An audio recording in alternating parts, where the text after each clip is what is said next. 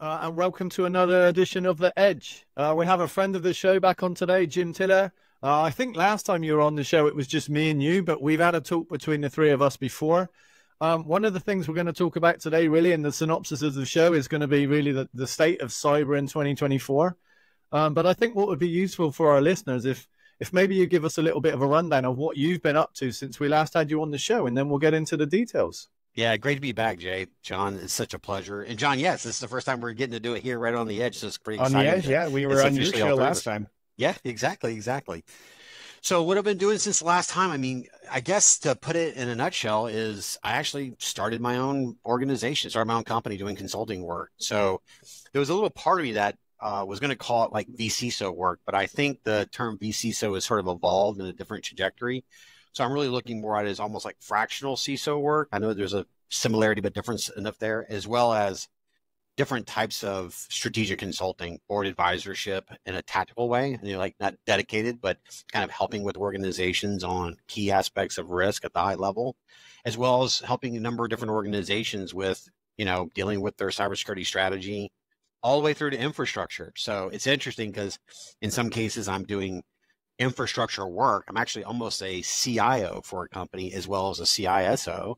And in another case, I'm a CISO for a couple other organizations. Some are compliance driven and some are sort of traditional security driven, because a lot of regulations out there demanding CISOs at the board level, or you have a CISO. So I'm able to kind of fill that in for a number of organizations, but it's been pretty exciting, actually. A lot of activity, and it's great working with a lot of different organizations again and kind of getting back into those consulting type of rhythms. But unlike a project, I'm able to sort of build deeper relationships over the long period. And that has been a huge, huge value to me as an individual. And I think it's been real helpful to the clients as well. So that's it in a nutshell. I'm doing my own thing now. I think you've raised some interesting topics, and I'm going to kind of delve into the first one. You mentioned infrastructure, you mentioned CIO work, CISO work. One of the things that I think is very important for somebody doing the role of a vCISO or a CISO or that kind of senior security role is the breadth of understanding. And we were talking a little bit kind of off camera before we started recording about the state of the industry, and that cyber is a place where lots of people want to be, but it's also quite a difficult place to be. And I think it's certainly quite imperative that you have that breadth of knowledge because it covers a wide area of topics. You talked about governance, you talk about legislation, you talk about needing to know the infrastructure, you talked about all of the other elements. And also there's everything in the press. There's keeping up with social media, there's keeping up with attacks that may be happening. There's all of the changes within government.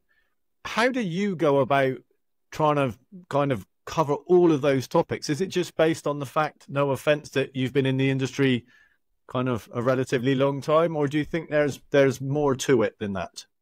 So believe in the theory of you learn to develop skills, you develop knowledge to the application of skills, and you develop wisdom over the application of knowledge over time, right? And the more you sort of deal with something, the more you find certain patterns of life, patterns of activity. And so if you stay up, so I read a lot is the answer. You read everything, but in reading things, like you'll read a standard, you read a new regulation or something that you need to comment on, like whether it be NIST CSF 2.0 when it was open to comment period, or 800-171 and these type of things. You'll read these things and you sort of understand the intent, where it's going, because I remember vividly, studying, BSI 7799 when it first came out, and what was it, 96, I think. And then part 2 came out, and then we had HIPAA, and then you see this sort of arc of language and arc of activity. And the same thing is relatively true for technology, even though it does admittedly change quite a bit. But I think there's certain patterns that you begin to understand, and then you can see those consistent threads, but at the same time, you're constantly stacking on piles of reading. If I'm not physically on the phone with somebody, working and doing something or writing something, I'm probably reading something. So basically, you have to be passionate about what you do, right? Because you have to do it. It's certainly not a 9 to 5 job, I think. And I know John's the same. And we text on the weekends. We text about things we've read in the press. We're reading, we're catching up, we're looking at white papers, all of that kind of stuff. So for me, it's definitely got to be something you're passionate about. And I'm not sure necessarily people entering the industry get a lot of that. But we slightly digress. And John, I've jumped in and asked the first question again, but I'll pass it over to you. And what would you like to talk about? Yeah, so you mentioned vCISO. Let's break that down a little bit because it's kind of a relatively new role out there. Can you kind of dive into what the role is, why it came about, and why it's important today to have a CISO in your organization? So I'll start by saying two things. One is vCISO does not work in every situation, right? So I think we have to sort of scope it out, right? In other words, it's not going to work for Amazon, not by a long shot. Okay. So there's very specific conditions where the vCISO concept can thrive. And that's why it came to be a reality, right? Is how do I achieve a strategic understanding of my security, but not necessarily with the investments. And it's not just salary and bonuses where I think a lot of people focus on. There's a whole economic discussion to have, but you are able to get the guidance you need when you need it as you evolve through an organization, right? Also, the concept of vCISO was built on a little bit of continuity. So as a way of having, instead of a consultant come in for a project and hope you get that same consultant 3 months from now, you build relationships. Humans buy from humans. Humans work with humans, right? So you're able to build relationships, be able to have conversations, begin to understand each other's language. And that's really important. So that was really the birth of it. One was, how do you get a more sophisticated view of security, more experience, necessarily without all the cost and all the inefficiencies that can surface from that. So if you're a really small company, you pay somebody a lot of money, whatever you think that is, there's actually some downtime there, right? Because now you have a full-time employee that requires making sure they keep up with CPEs for CISSP and other types of things, making sure they get to go to different events and that kind of stuff, which is all legitimate, right? But is that translating to direct value for the company for which they wanted that at the beginning? Also, regulation, which we brought up earlier, it's like, oh, you need a CISO, that kind of thing. The second thing I'll say is a little bit on the other side of the equation where I think the term vCISO started getting traction. And then in my mind, it kind of got converted into consulting. Like I've actually seen people say, oh, we got a vCISO that does it. Okay, great. What are they doing? They're doing our pen testing. I'm like, wait a second. A little more than that. Or they do a security assessment. I'm like, okay, well, security assessment may be part of it. So it's become analogous to consulting, which I think was the reason why it spun out of consulting. And that's why I sort of lean more toward the concept of fractional CISO, which I think is more specific. You're a CISO, you're just not dedicated 100% of the time. But I think that between regulation, demand, and the fact that I think a lot of medium to small size companies, which fall into that scope where it's applicable, are getting, hacked. They're getting exposed. They're seeing more and more companies like them getting exposed to ransomware and all that kind of stuff. And I think the world has finally come into the realization, which obviously your listeners that are listening to me right now, as well as you two guys, known that we've always had it's not, if but when kind of thing, no matter who you are. And I think a lot of companies are coming to that realization, as well as agencies that are making regulation, right? So that would be my long-winded short answer. And I think the concept of fractional CISO, you spend a little bit of time in one company one day and another company another day. And I know it's not as simple as that. You may be doing a little bit here and a little bit there, depending on need. But also, the same with any role, if you happen to be doing a single role in a single business for a long period of time, you can become very molded to that business and maybe a little bit blinkered in tunnel vision. I think maybe the benefits of being a fractional CISO is you see what goes on across multiple businesses. So you can maybe possibly use, in the correct and moral way, what you learn in one place in another place. Because that's what we're doing throughout all of our lives anyway. We're applying what we've learned over here. So as long as it's not conflicting or whatever across the companies, if you hear of a threat or a resolution to a problem over here in one company that could apply over here, why wouldn't you do it? I think that's absolutely what's pretty important. If I may add to that, a little piece, there's two things that you said I really want to hone in on. One is people go, oh, well, it's a day a week or 3 days a week. Yeah, that's not how it works. My ability to manage my time now has become very refined. It takes 20% of my time to manage my time. Yeah, so it's not easy. The really interesting part, though, is one of the things in security that we all struggle with is that a real threat? Is that what's the probability of that? We always try to throw science behind it. My favorite is when I see people, write a meme or attempt to write a simple explanation of, oh, the risk is easy. Just assess it. What are your threats? I mean, that's easy to come up with, right? And then what's the probability? And then do some little fancy math and out comes a number, right? We all say that. I'm like, because we have to get in front of a board or a CEO. They need to have real understanding, right? One of the interesting aspects of being a fractional CISO and dealing with so many different organizations, so whether I'm in the federal space, which I'm in, or financial space, which I'm in, healthcare, even manufacturing, like for aviation as an example, right? Woefully different types of views of threats and stuff like that. So you begin to kind of get a very interesting picture of how risk is interpreted, probabilities are evaluated, and you're able to kind of bring that. So you're kind of hitting the racetrack full throttle on what it means to interpret risk, which I think is the fundamental job of like a CISO. Is how do you understand it, quantify it, or qualify it, and get in front of the decision makers. And I think that has been a very interesting, shall I say, byproduct of the process. Yeah, it's. I mean, I think what you said is quite intriguing. That, and we'll dig a little bit into it. I guess is they are different verticals, as you said, manufacturing, aviation, finance. But we did a podcast not long ago with Lisa Forte. And she said something along the lines of every year she hopes that this year is going to be better for cyber. And then every year at the end of the year, she's disappointed. And she basically said, what's 2024 going to bring? Which is really what we're going to talk about today. So I almost want to put on my kind of hat that says the future is going to be bright. But actually, the last 3, 4, 5 years, I don't think we've necessarily got any better at protecting ourselves, or at least if you look in the press and the media with the amount of large attacks, it doesn't look like we have. But I'd be interested in, although you speak across all of the verticals, is there a common risk? Is there something that people are more concerned about? Is it ransomware? Are they looking at a strategy of zero trust? What is at the top of people's minds? And is it different across the verticals, or is it the same? I would say the threats are very similar, right? Ransomware means the same thing to everybody. It's the risk appetite and the interpretation of exposure to that risk is what changes, right? And the implication of that attack. So if you're working for a company that is not necessarily information driven, right?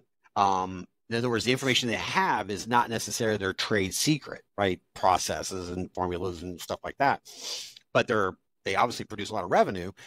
A ransomware attack has a very different meaning to them than it does to, say, a bank or an organization that deals with, the opposite, where their information is everything, right? Yeah. That kind of stuff. And then you sort of dealing with uptime versus, paying a ransom, right? So that's a sort of a basic example, but it comes down to the interpretation of that particular threat. I could argue everybody is exposed to the same threat because everybody's using the internet, right? Everybody's using cell phones, okay?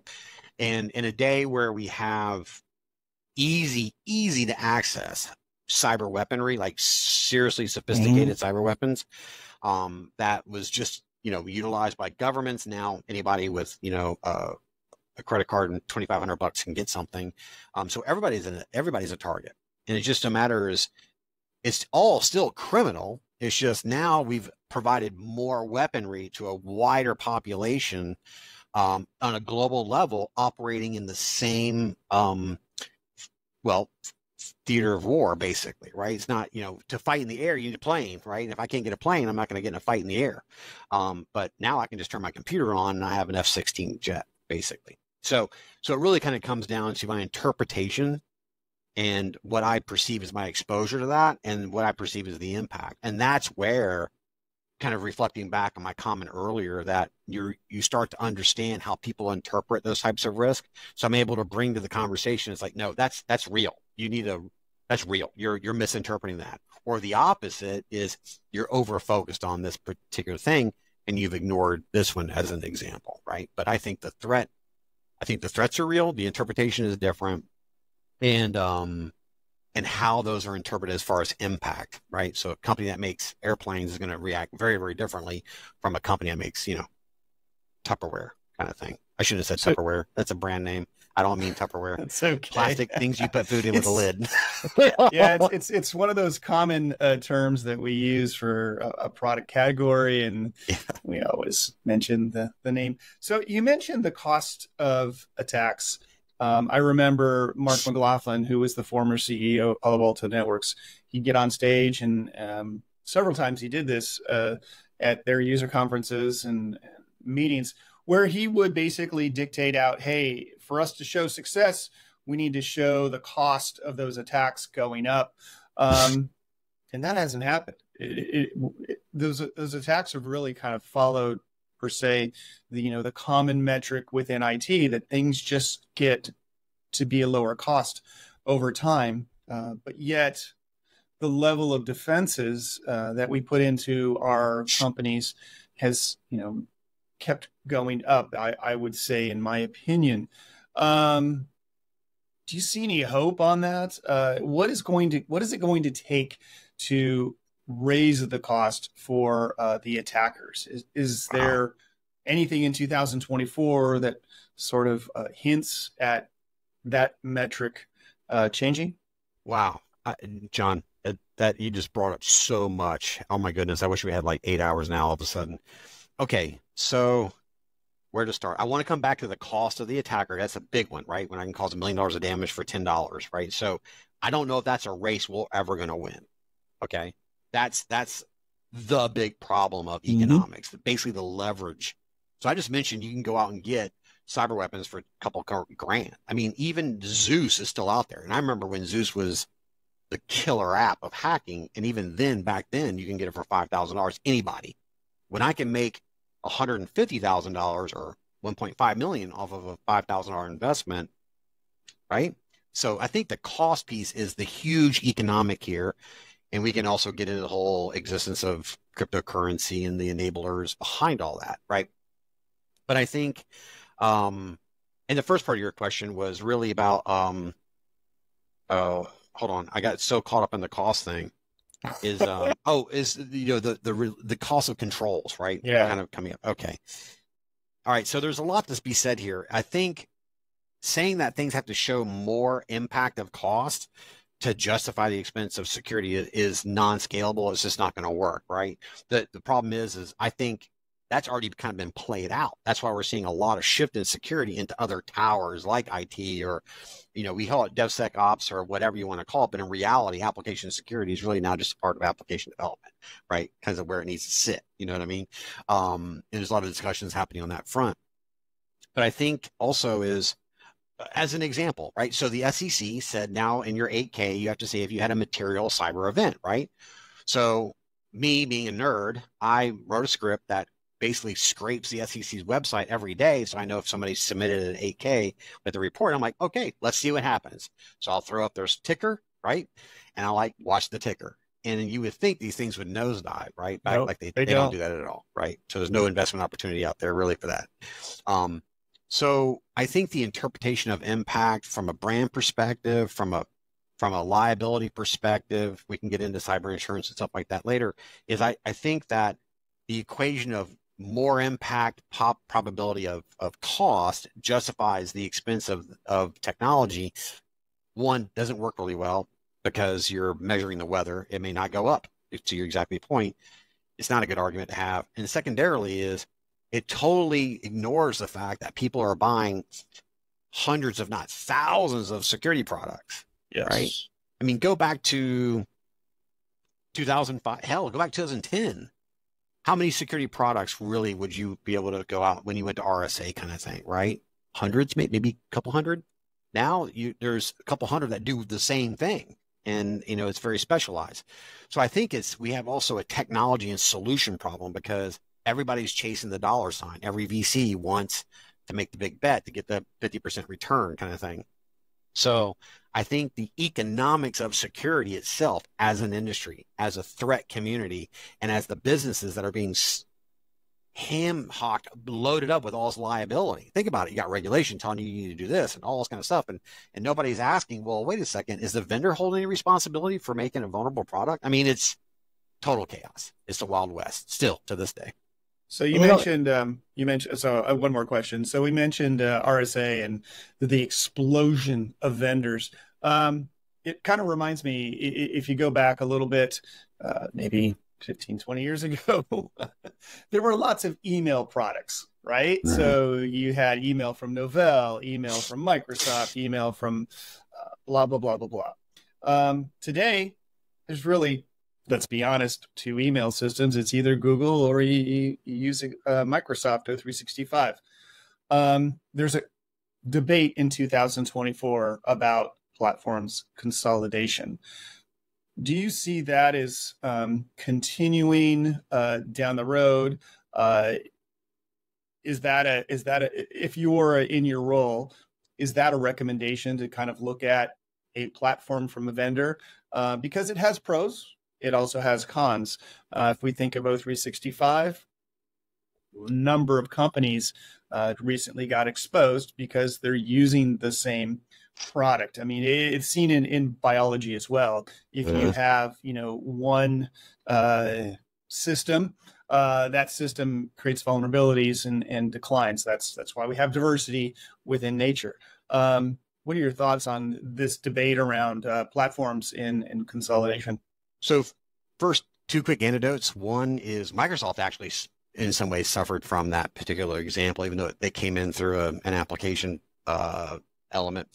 It's interesting you mentioned biology because several years ago, as part of the World Economic Forum on the concept of the ecosystem of finance after everything went sideways in 2008. And so actually Bruce Schneier was supposed to go and he couldn't make it. So he asked if I would go. It was back when Bruce and I used to work together and I got to go. It was a very interesting conversation because they had people from fisheries and wildlife preservation and chemical companies. It was really kind of interesting. And what we learned is the financial system is completely disastrous, but that's another conversation. But it's because of this sort of system that you're speaking to. In biology, we know it had diversity. It creates itself if you don't have it, right?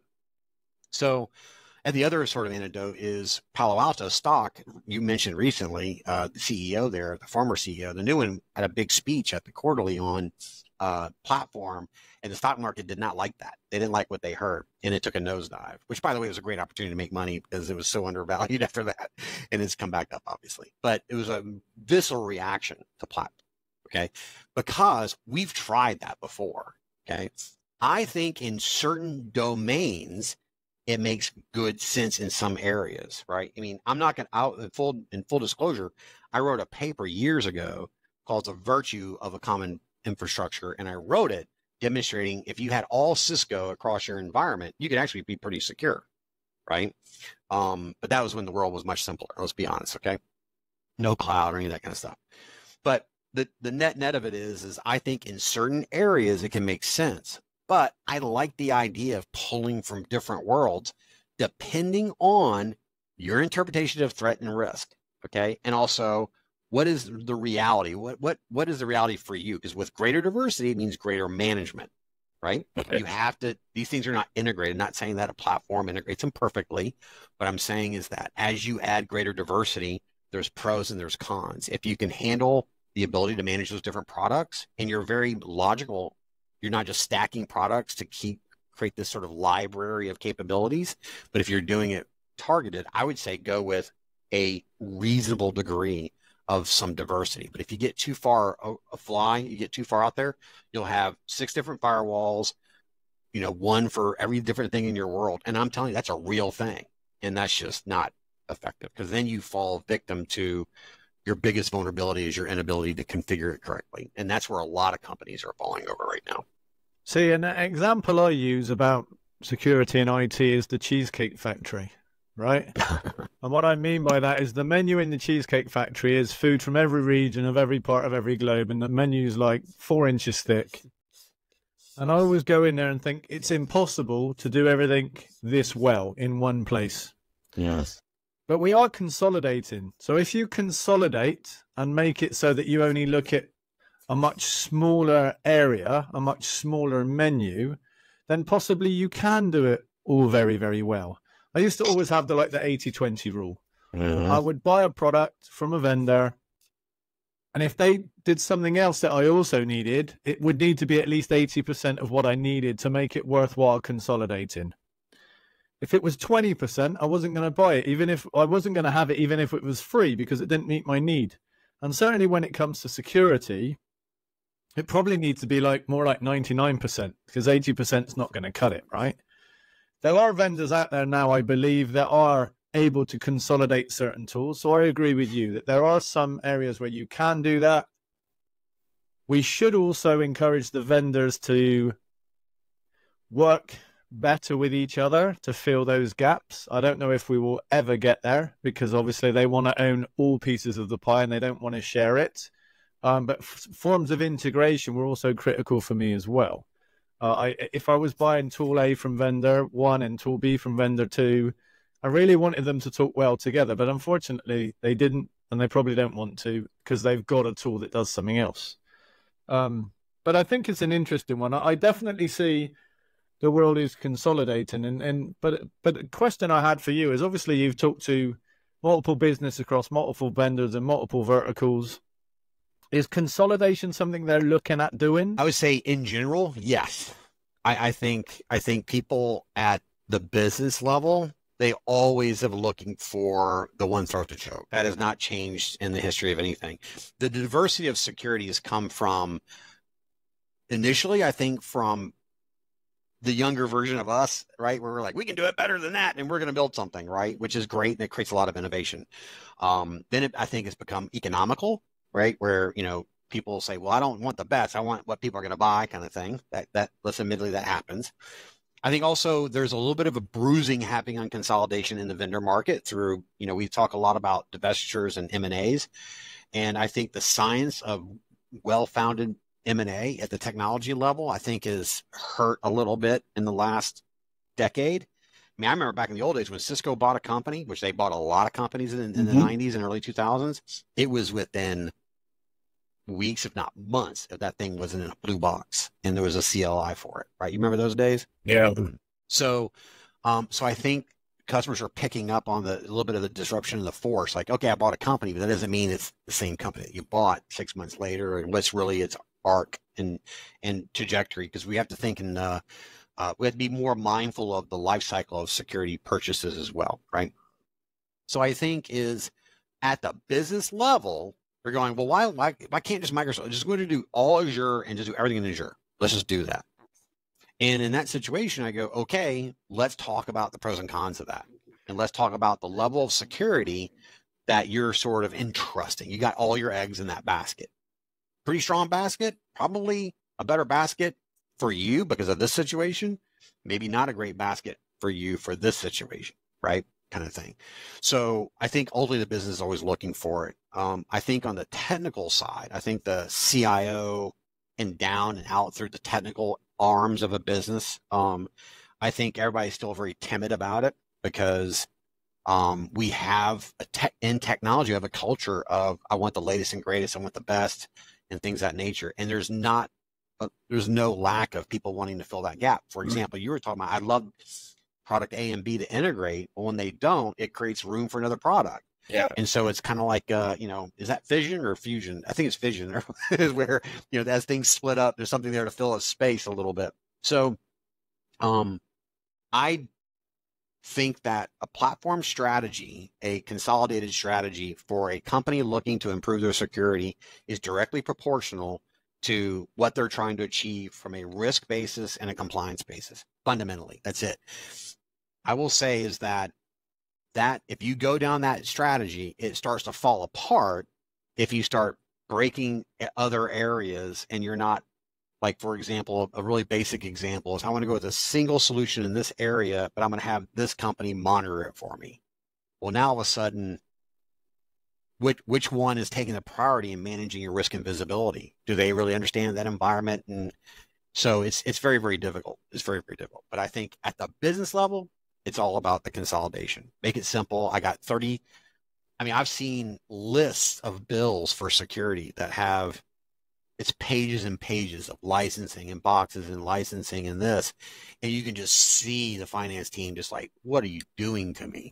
No wonder it's $3 million a month or whatever, gazillions of dollars, right? You got 150 things on this thing, right? I think that's a whole different can of worms, though. I mean, I don't know what it's like in the US, but quite often things in the UK just go like I have a broadband, I have a TV, I have all of that from one vendor. And if you don't keep an eye on it, it goes from being X amount to 2X in 18 months because they just keep putting it up and it just passes by. And it's the same every year. Insurance goes up, whether it's house or car or whatever.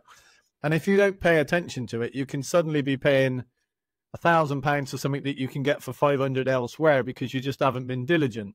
So what I used to do when we were acquiring a business was just go through and look at all the bills and go, we can save 40% here relatively quickly. And that should be considered in regards to consolidation as well. There's got to be a financial element. There's got to be an ease of management element, an ease of support element. So it's not just necessarily about the technology. I mean, in security, yes, you probably are willing to pay a little bit more to gain a better level of security. Maybe that 1% costs 10% more, and that is probably worth it. Whereas if you are buying a hard drive, if it lasts another 10 days versus whatever, you're not going to spend another 10%. It doesn't, do you know what I mean? There are elements that you want to spend money on. But I want to go a little bit back onto the consolidation. VC money has seemed to dried up a little bit. There seems to be less startups coming out, and maybe we'll see at RSA when we're there coming up soon that isn't the case, but it feels like that's the case. It feels like companies are buying more companies. So maybe naturally there are less choices anyway for people to make. As you said, and it was John that you said it wasn't that long ago that there were tens or hundreds of email products, and now there aren't. So maybe it just, and it's not always survival of the fittest. Sometimes the product that remains isn't necessarily the best. It just happens to be the one that marketed better or whatever it may be. So I think naturally we just end up with that. But I'd be really interested to know what the next thing's going to be. What is the next? Is it security via browser? What is it going to be? Because we've had kind of virus checking became XDR and EDR, right? So I wonder what's next on the horizon. So it's interesting you mentioned the best doesn't always win kind of thing. I mean, I always go back to beta versus VHS kind of thing, right? That's just the all go-to of this century kind of thing, or at least last century. Okay. I think there's still a lot of VC to be had, but I think that the hottest, brightest burning flame gets the most moths. Is that the plural of moth? And right now that's the AI. Okay. Yeah. So anything that touches ML, which is a sliver of that is security related, which I think there's some interesting things there for security that frankly nobody's really talking about. But anyway, it's another conversation. But I think there's just so much, the turret has swung so hard to AI is I think they're like, okay, security is good. We made a bunch of money. Now it's, it's red ocean kind of thing. Right. And so I think now the sort of blue ocean now is like, who's going to hit the first big button now that Chat GPT has sort of pulled the pin on that grenade. It's going to go a little bit more. So I think there's still a lot of money to be had. I just think that AI is getting a lot of attention right now, understandably so, which is combined with the two facts of I'm not seeing dramatic innovation in security. We're just getting a lot of more of the same. And I can give you some examples, but I really don't want to do that, call people out kind of thing. So there is a little bit of all the same, just more of it. And I think the market is saturated, and I think VCs are seeing that a little bit. I think you nailed that. I mean, I had a conversation with one of my VC friends just last week, and they said, yeah, hey, investment, it's up. We're throwing money into the pool. The challenge is, to your point, we don't know what is that next Taylor Swift technology. Obviously, AI is it, but what does that look like? And I think one of the challenges with AI is finding that purpose, because to add AI in, it's relatively easy. A lot of this is open source. So the cost of barrier to entry is low, but gaining that value of whatever it may be is the challenge. I think when they find a way to turn AI into a more obtainable product. Mm-hmm.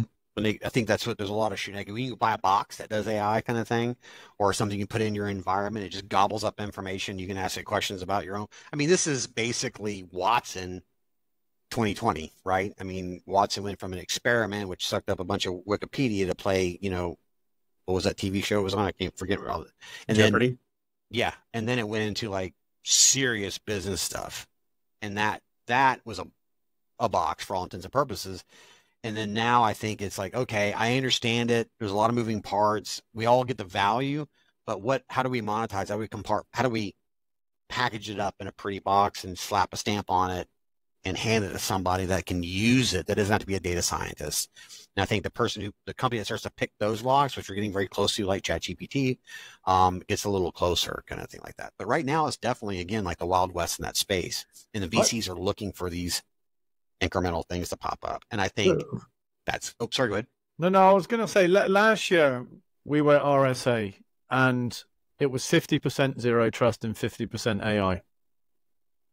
Zero trust is I guess it only really started getting some real traction over the last 12, 18, 24 months, more so probably in the US than in the rest of the world.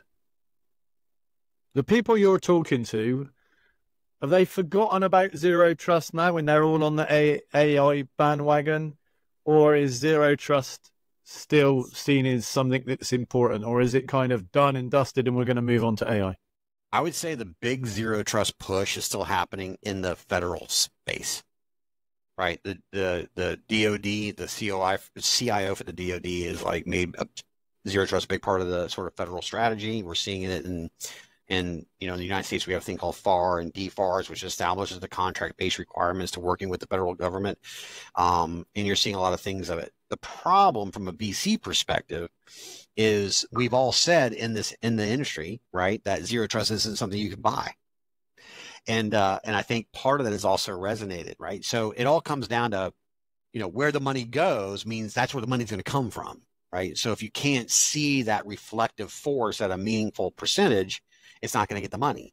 So I think that's been a real key factor of, one, some products really like just all in, right? When I saw like a zero trust firewall or zero trust, Big Mac, you're kind of like, what the hell, man? You're missing the point. But this brings us full back around to what John's question was about platform based. So you're seeing some interesting development in this particular space, in my opinion. Which is kind of like, ooh, okay, now that's interesting. So there's still a pocket of that there, but I think there's people are going, so how do we sell that?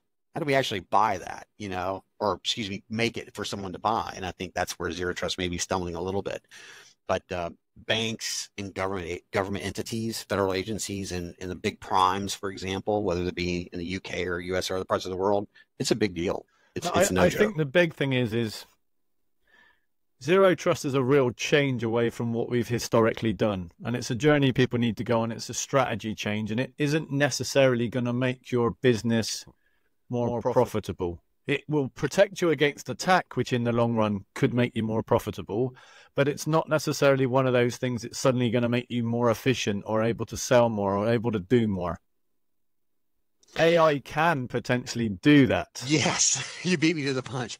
But before we leap into that pool, I would say is that we need to understand that zero trust offsets all these other things we're not doing well and already spending bad money on. Yeah. Like we're not doing a lot of stuff really well because the technology we're not implementing it, call it email filtering and phishing and all that BEC, all that kind of stuff.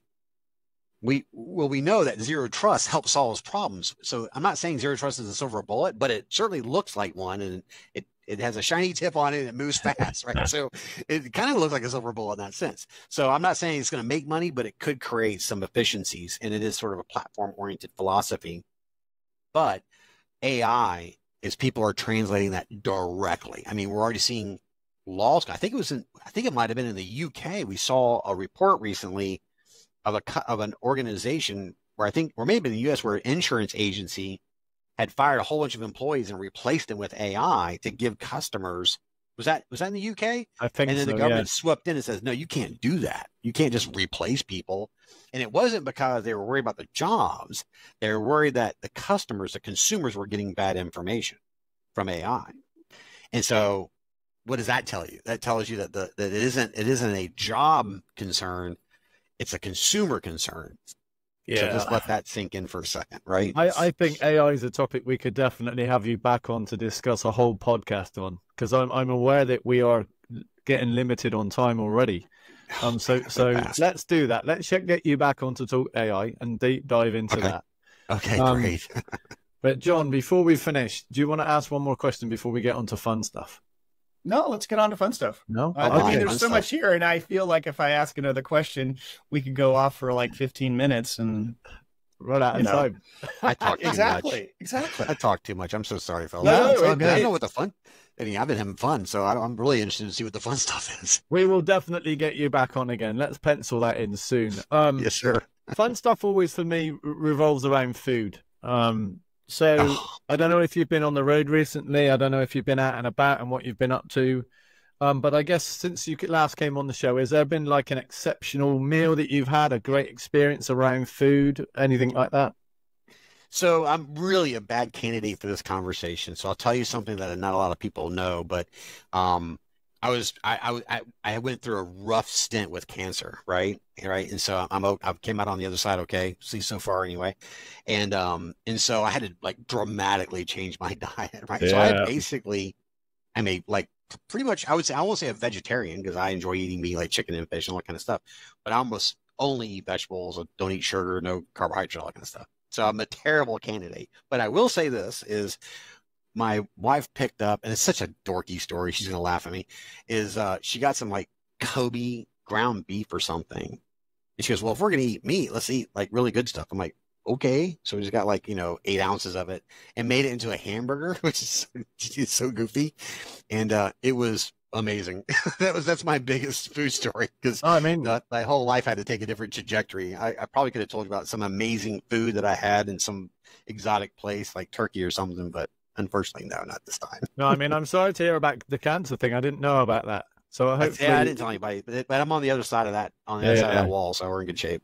Have you ever been to India then? Because India is a great place for vegetarian food. No, I have not been to India. Of all the places I've been, you would think I would have been there at least a couple times. That's a good place to go. Well, I got to ask you, because you've been traveling a lot. Both of you have. I mean, on LinkedIn, it's like you guys are in all these exotic places doing all these amazing things. It's really exciting. I think one of the best meals I've had recently, and you're going to laugh, but I had Mexican food in Switzerland. And I could tell by the look on John's face that was very unexpected. But it was actually, it was a surprise to me as well. I've traveled to Mexico. I've had really good food in Mexico, and I've had Tex-Mex and all of those things. It's a type of food that we don't get particularly great versions of it in the UK. I was quite shocked to be in Switzerland and be told we were having Mexican for food. But it was very good. It was very, very good. And it was definitely up there with some of the best Mexican food I had. So I think more so maybe because it was a surprise where I had it. But John, you've been all over the place sending me pictures of food. What have you had that's been good? I wanted to see a fusion there. I wanted to see Swiss Mex. Swiss Mex. Yeah, that would be interesting. I mean, what kinds of cheeses would they throw in there? Oh, that would be good. That's amazing. Right? Yeah. Right. Along the lines of cheese, I was in Toronto recently, and if anyone's been to Canada, you kind of know what I'm going to say. Poutine. So I was in a I guess you would say a pub-ish. Brew pub is probably the right term for it in Toronto in the center there, and had a burger. No, sorry, I had tacos, and I'm like, hey, I'm in Canada, so let's do some poutine, and that's what I had. So if you're not familiar with that, Jay, it's French fries, cheese curds, and gravy is the basics. And is it good for you? Oh God, no. Does it taste amazing? Yeah, it does. Yeah, it's all about mix and it's all about balance, right? Sure. Yeah. I don't need to have my blood work done after that. But Jim, I mean, you are a friend of this show. You are a friend of ours. It's been great having you on. You've been on before. We've been on your show. We've had a great conversation, and we'll definitely get you back. So thank you very much. Thank you guys so much, and it's such a joy being with you guys. You guys are awesome, and you're doing great things out there. So, but thank you again for having me on. It's been awesome.